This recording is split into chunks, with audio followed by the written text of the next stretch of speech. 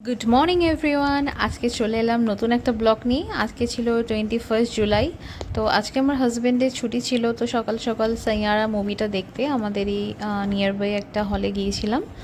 তো যেহেতু আজকে ছুটির দিন ছিল, ভাবলাম মুভিটা এখন খুব ট্রেন্ডিংয়ে চলছে, খুব ভালো হয়েছে আমি শুনেছিলাম। তো ভাবলাম যাই গিয়ে দেখে আসি। তো আমাদের শো টাইম ছিল সকাল 10টায়, আর আমরা ঠিক মুভি স্টার্ট হওয়ার ওই 1-2 মিনিট আগে আমরা পৌঁছে গিয়েছিলাম।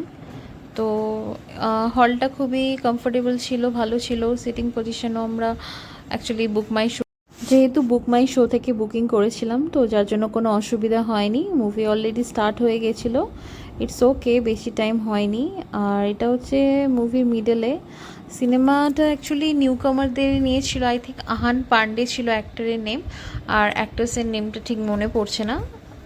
কিন্তু মুভিটা খুব ভালোই লাগছিলো, বিকজ এটা একটা টিনেজার বেসড মুভি।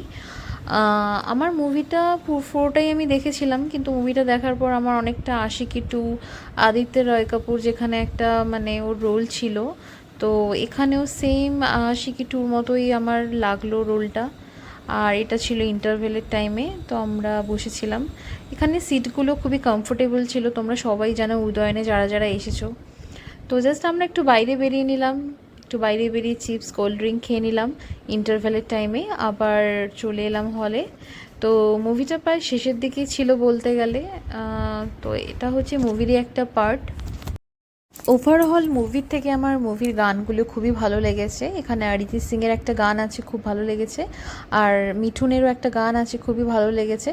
তো এবার ফেরার পথে আমরা একটু আখের রস খেয়ে নিলাম। আজকের ব্লগ এই অবধি।